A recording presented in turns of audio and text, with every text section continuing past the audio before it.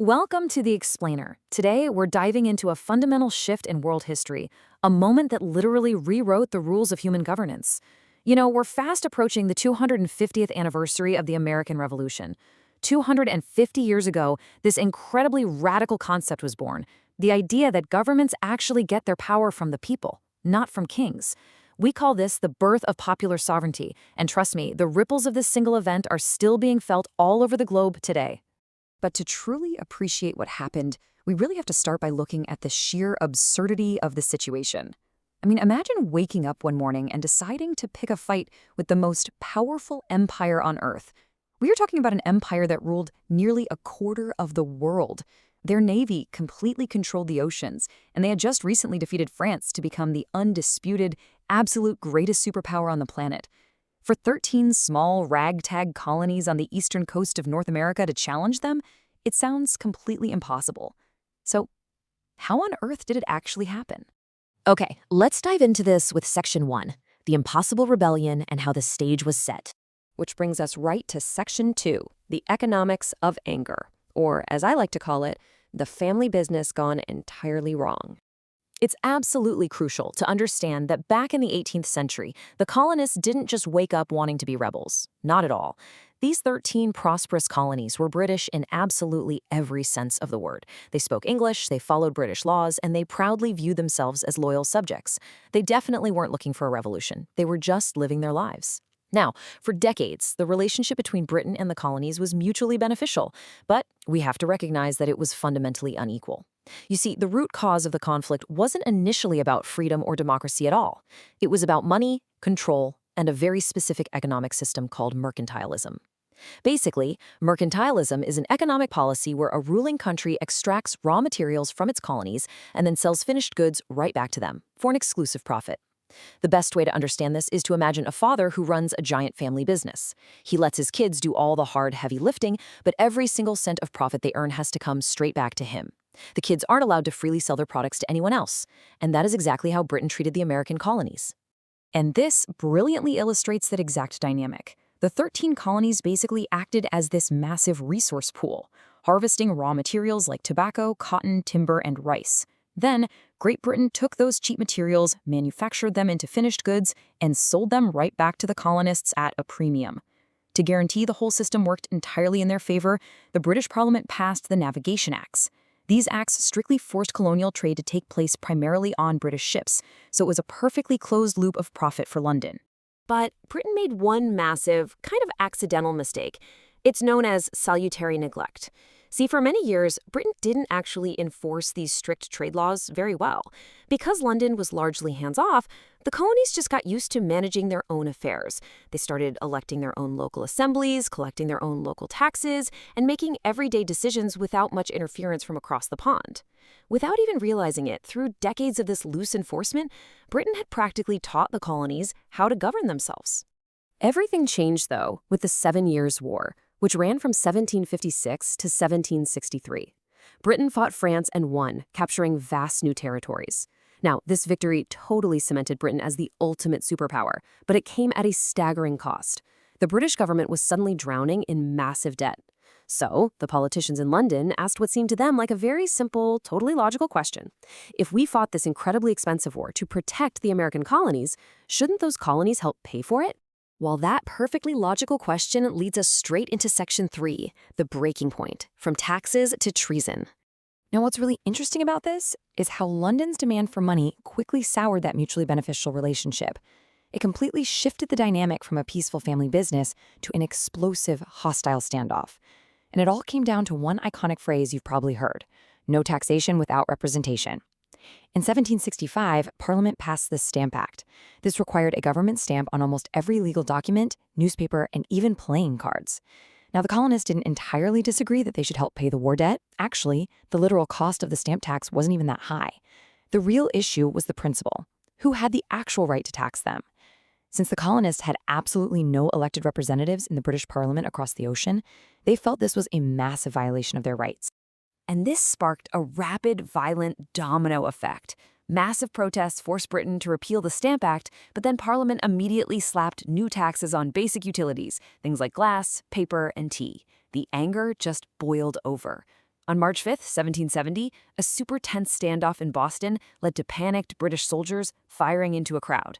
5 colonists were killed in what quickly became known as the Boston Massacre. At that point, trust was completely gone. By 1773, colonists disguised themselves as Native Americans, boarded British ships, and dumped 342 boxes of tea into the harbor. To put that in perspective, that's worth over $1 million today. This, of course, cemented the famous Boston Tea Party. As you can imagine, King George III and the British Parliament were absolutely furious. They decided enough was enough and passed these incredibly harsh punishments that the colonists dubbed the Intolerable Acts. They closed down Boston Harbor, severely restricted local government, and sent in even more troops. But this completely backfired on Britain. Instead of frightening the colonies into submission, it actually united them. Representatives from all across the colonies gathered in Philadelphia for the First Continental Congress, finally speaking with one united voice to prepare for what had to come next. Which brings us to Section 4, Declaring Independence and a War of Ideas. The mounting tension finally snapped when British troops marched toward Lexington and Concord to seize colonial weapons. A single shot rang out, famously known as the shot heard around the world. No one actually knows who fired it, but that single bullet transformed a loud political protest into a full-blown, bloody war. Now, even with the shooting started, a lot of colonists were still hesitant to fully break from Britain. But then came a massive shift in public opinion. A man named Thomas Paine published a short, incredibly impactful pamphlet called Common Sense. Written in simple, direct language that literally anyone could understand, Paine argued that it was fundamentally absurd for a tiny, distant island to rule an entire massive continent. It went 18th century viral. The idea spread like wildfire. For thousands of ordinary colonists, the goal shifted almost overnight from just wanting tax reform to demanding total and complete independence. So the crucial point is how this ideological shift culminated in the revolutionary words drafted by Thomas Jefferson. Heavily influenced by Enlightenment thinkers like John Locke, the Declaration of Independence didn't just break ties with Britain, it shattered the entire foundation of a monarchy. It boldly declared that all men are created equal, with natural rights to life, liberty, and the pursuit of happiness. And most importantly, it stated that governments only have power because the people actually consent to give it to them. Okay, let's move to Section 5, Winning the Unwinnable War and the Turning of the Tide. Look, those words on the Declaration were beautiful and genuinely world-changing. But the harsh reality was that signing a piece of paper declaring independence was a whole lot easier than actually fighting a global superpower to secure it. The colonies had just painted a massive target on their own backs and were in absolute peril. Just look at this contrast. Great Britain had the best-trained military forces in the world. The colonies had a ragtag, totally inexperienced army. Britain's navy controlled the oceans. The colonists' navy was practically non-existent. Britain had immense wealth. The colonies had almost no money and very few weapons. What the colonies did have, though, was George Washington.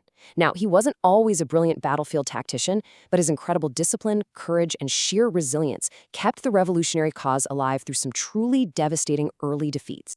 Let's move to and see how this builds, because American resilience eventually convinced the world that Britain could actually bleed. In 1778, France officially joined the war, bringing the exact cavalry the Americans desperately needed: highly trained soldiers, massive funding, and most importantly, a powerful navy.